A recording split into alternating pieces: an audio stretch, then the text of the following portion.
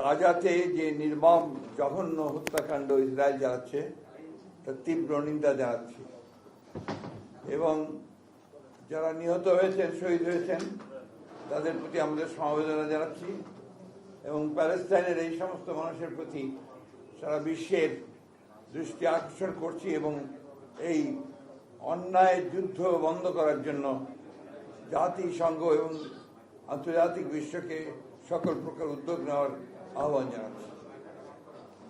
সেই সঙ্গে আমরা গতকাল আমাদের যে স্ট্যান্ডিং কমিটির গত পরশু যে মিটিং হয়েছে, সেই সভায় আমাদের স্ট্যান্ডিং কমিটির সদস্য জনাব নজরুল ইসলাম খান সাহেবের স্ত্রী তার ইন্তেকালে আমরা গভীর শোক প্রকাশ করেছি, আমরা সেটা জানাচ্ছি। একই সঙ্গে ইতিপূর্বে স্থায়ী কমিটির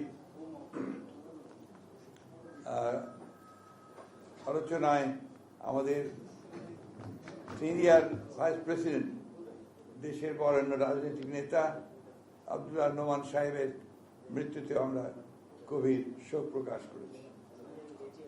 আজকে যে বিষয়ে আমরা আপনাদের সঙ্গে কথা বলবো, এটা অত্যন্ত গুরুত্বপূর্ণ বিষয়। প্রিয় সাংবাদিক ভাই ও বোনেরা, আসসালামু আলাইকুম।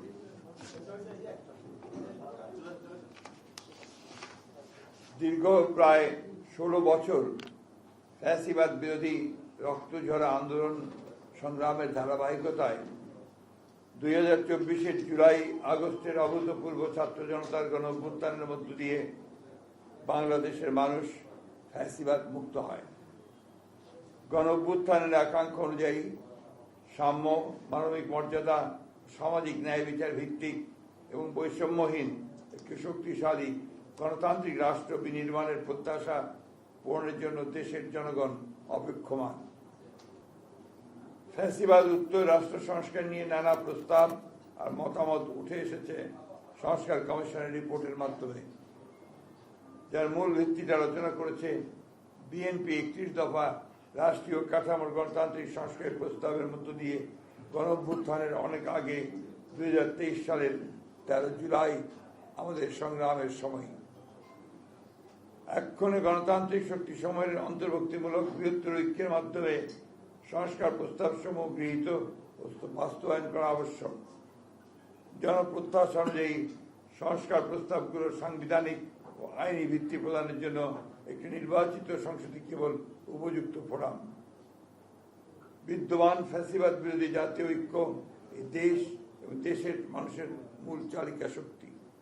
এই ঐক্যকে অক্ষুণ্ণ রেখে এই দেশকে এগিয়ে নিয়ে যেতে হবে, এর কোনো বিকল্প নেই।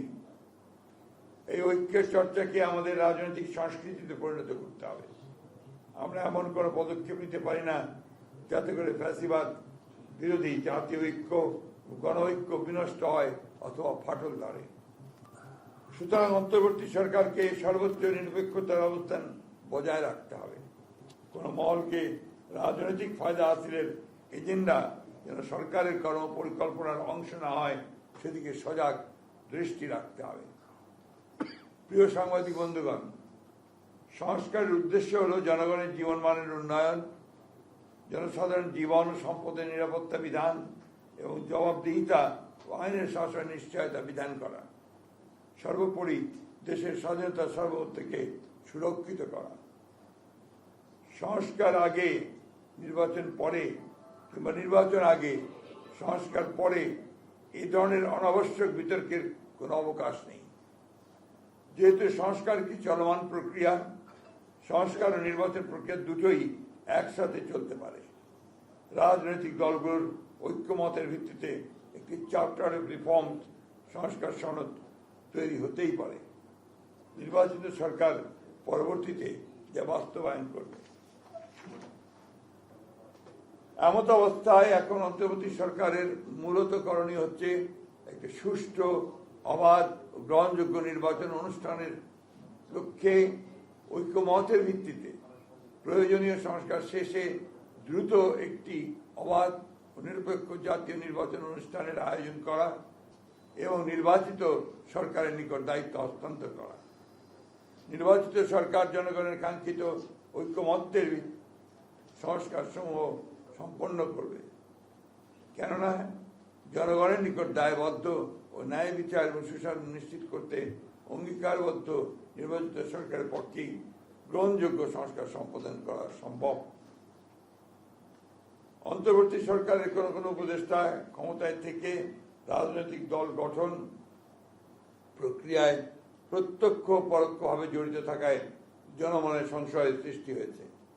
এই প্রক্রিয়ায় প্রশাসন যন্ত্রকে ব্যবহার করার নানা প্রকার লক্ষণ ও প্রমাণ ক্রমেই প্রকাশ পাচ্ছে, যা দেশ ও গণতন্ত্রের জন্য মোটেই সুখকর নয়। প্রিয় সাংবাদিক ভাই ও বোনেরা, জাতীয় ঐক্যমত্য কমিশন কর্তৃক প্রেরিত স্প্রেডশিটে যে অপশন পছন্দগুলোর ঘরে ঠিক চিহ্ন দিতে বলা হয়েছে, তাতে একটি বিষয় প্রতিবাদ হয়েছে যে বিষয়গুলো প্রস্তাব আকারে আসতে পারত তা প্রস্তাব না রেখে লিডিং কোশ্চেনের আকারে হ্যাঁ বা না উত্তর দিতে বলা হয়েছে।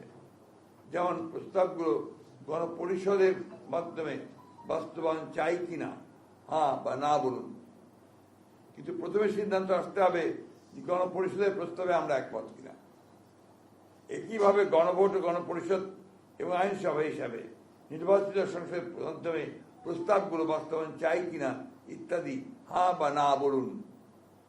সংবিধানের প্রস্তাবনার প্রিএম্বল মতো অতি গুরুত্বপূর্ণ বিষয় সংস্কার কমিশনের সুপারিশে থাকলেও তাই স্প্রেডশিটে উল্লেখ করা হয়নি। স্প্রেডশিটে 70টির মতো প্রস্তাব উল্লেখ করা হলেও মূল প্রতিবেদনে সুপারিশের সংখ্যা প্রায় 123টির মতো। একইভাবে নির্বাচন ব্যবস্থা সংস্কার কমিশনের মূল প্রতিবেদনের 150টির মতো সুপারিশ তুলে ধরা হলেও স্প্রেডশিটে মাত্র 27টি বিষয় উল্লেখ করা হয়েছে, তার মধ্যে অধিকাংশই সংবিধান সংস্কারের সাথে সংশ্লিষ্ট। তাই আমরা মনে করছি স্প্রেডশিটের সাথে মূল সুপারিশমালার উপর আমাদের মতামত সংযুক্ত করে দিলে বিভ্রান্তি এড়ানো যাবে। জাতীয় ঐক্যমত্য কমিশনের স্প্রেডশিটের অবস্থা এবং কমিশনের সদস্যদের বিভিন্ন সময়ের বক্তব্য ও বিশেষ কয়েকটি রাজনৈতিক দলের বক্তব্য বিবৃতির মধ্যে মিল পাওয়া যায়, যাতে জনমনে প্রশ্নের জন্ম দিতে পারে যে সকল বিষয়গুলো যেন একটি পূর্ব নির্ধারিত কর্ম পরিকল্পনার অংশ, যা গণতন্ত্রের স্বার্থের পক্ষে কিনা সেটা বলা মুশকিল। সুপারিশমালার সমূহ পর্যালোচনায় প্রতীয়মান হয় যেহেতু ভবিষ্যতে অনির্বাচিত ব্যক্তিদের রাষ্ট্রীয় দায়িত্বে নিয়োগের অযৌক্তিক প্রচেষ্টা রয়েছে, যা অনভিপ্রেত। প্রিয় সাংবাদিক ভাই ও বোনেরা, সুপারিশমালায় সাংবিধানিক কমিশন সহ এনসিসি নতুন বিভিন্ন কমিশনের প্রস্তাব করা হয়েছে। এই সমস্ত কমিশনের এখতিয়ার কর্মকাণ্ডের যে বর্ণনা দেওয়া হয়েছে তাতে মনে করার যথেষ্ট কারণ রয়েছে যে আইন বিভাগ ও নির্বাহী বিভাগকে যথাসম্ভব আন্ডারমাইন করা এবং ক্ষমতাহীন করাই উদ্দেশ্য, যার ফলশ্রুতিতে একটি দুর্বল ও প্রায় অকার্যকর সরকার ব্যবস্থা প্রতিষ্ঠিত হবে। রাষ্ট্রের গণতান্ত্রিক চরিত্র জনগণের মালিকানার প্রতিফলন হয় নির্বাচিত সংসদ এবং জনপ্রতিনিধিদের মাধ্যমে, কিন্তু সংবিধান ও নির্বাচন ব্যবস্থা সংস্কার কমিশনের সুপারিশ সমূহ পর্যালোচনা করলে প্রতীয়মান হয় যে রাজনীতিবিদরা অপান্তেয় এবং নির্বাচিত লোকদেরই দেশ পরিচালনার সুযোগ সৃষ্টি করাই শ্রেয়। জনগণের গণতান্ত্রিক ঐতিহ্য, কৃষ্টি এবং সংস্কৃতি, ধর্মবোধ এই বিষয়গুলোকে গুরুত্ব দিয়েই বিভিন্ন সংস্কার ও সাংবিধানিক সংশোধনী প্রণীত হওয়া বাঞ্ছনীয়।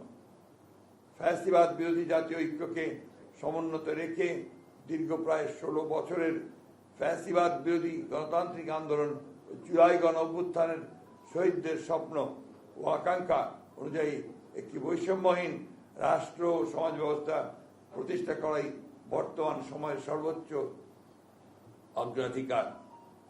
বৃহত্তর জাতীয় ঐক্যমত্যের ভিত্তিতে একটি শক্তিশালী গণতান্ত্রিক রাজনৈতিক সরকার প্রতিষ্ঠার জন্য আমাদের সকল প্রকার প্রচেষ্টা পরিচালিত হবে, এটাই জাতীয় প্রত্যাশা।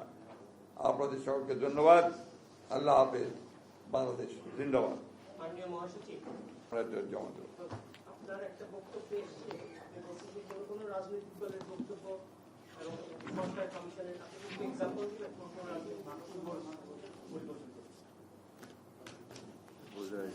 এটা তো আপনাদের মনে হয় সাংবাদিক হিসাবে আপনারা অনেকগুলো জিনিস বুঝতে পারছেন, তাদের প্রস্তাবগুলো তো যেটা তারা কমিশন যে প্রস্তাবগুলো করেছে সংস্কার এগুলো তো অনেকগুলো মিডিয়াতে চলেই এসেছে দেখবেন যে তাদের প্রস্তাবের সঙ্গে আপনার ওই রাজনৈতিক দলগুলোর বা ব্যক্তিদের প্রস্তাব অনেকটাই আপনার একই রকম আসছে স্পেসিফিক এখন আমি বলতে চাচ্ছি না এটা আমরা কালকে আমাদের যে টিম যাবে সেই টিম গিয়ে তারা কথাবার্তা বলার পরে তারা সেই বিষয়ে কথা বলবে।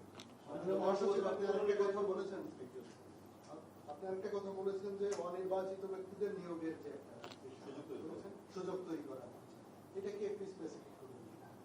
এটা হচ্ছে বলেন এটা কি যে সমস্ত কমিশনগুলোর প্রস্তাব করা হয়েছে এবং ন্যাশনাল কনস্টিটিউশনাল কাউন্সিল নামে এনসিসি নামে একটা ফ্রেমের প্রস্তাব করা হয়েছে সেটার গঠন প্রক্রিয়া এবং কার্য পরিধি যেগুলো বর্ণনা করা হয়েছে তাতে সমস্ত স্তরে স্তরে দেখা যায় অনির্বাচিত বিভিন্ন ব্যক্তিরা এই সমস্ত কর্মকাণ্ড পরিচালনা করবেন এবং সাংবিধানিকভাবে তাদেরকে ক্ষমতায়ন করার প্রস্তাব করা হয়েছে। তাতে করে দেখা যাবে নির্বাচিত প্রতিনিধিদের আর কোনো গুরুত্ব নেই, প্রায় সকল গুরুত্বপূর্ণ কার্যাবলী রাষ্ট্রের অনির্বাচিত প্রতিনিধিদের সমন্বয়ে সম্পন্ন হবে যদি এগুলা গৃহীত হয়। তবে কেন রাখবেন না সবকিছুর উপর আস্থা আছে। নির্বাচনের ব্যাপারে এর আগেও আপনার সেনাবাহিনী সহযোগিতা করেছে, এখনো করবে, সেটাই তো স্বাভাবিক। মানে ছাত্র আন্দোলন থেকে শুরু করে বিভিন্ন সংগঠন আওয়ামী লীগকে নিষিদ্ধের দাবিতে বিভিন্ন এই বিষয়ে আমি এখনই কোনো কমেন্ট করবো না, দয়া করে এটাকে ডাইভার্ট করবেন না এখন। Thank you. পরবর্তী সেগুলোর সাথে যেগুলো আপনারা দ্বিমত কিংবা মন্তব্য দিচ্ছেন বাকিগুলো থেকে আপনারা হ্যান্ড আউট দিচ্ছেন যেগুলোতে মন্তব্য আমরা আপনার প্রত্যেকটাতেই আমরা রেসপন্ড করছি, যেটাতে হ্যাঁ দেওয়া দরকার সেটা হ্যাঁ দিচ্ছি, কিন্তু যেটা আপনার আলাদা বক্তব্য দেওয়া দরকার সেটা আমরা বক্তব্য দিচ্ছি। এটা আমরা ওইভাবেই আমরা টোটালি কোঅপারেট করছি। মাননীয় মহাসচিব, যদিও বিষয়টি জাতীয়ভাবে অনেক আলোচিত, আমাদের সহকর্মী প্রশ্নটা করেছিল আওয়ামী লীগের ব্যাপারে, আজকে আপনি সেটা উত্তর দিলেন না, তার একটি উত্তর একটু চাই। সেটি হচ্ছে যে ইতিমধ্যেই ভারপ্রাপ্ত চেয়ারপারসনের মামলাগুলো সরে গিয়েছে, আলোচনায় আসছে, যিনি কবে আসছে এ ব্যাপারে সুনির্দিষ্ট না, এখন আমার সুনির্দিষ্ট কোনো দিনক্ষণ আমরা নির্ধারণ করিনি। আমাদের যখন আমাদের মনে হবে যে উপযুক্ত সময়, সেই সময় তিনি আসবেন।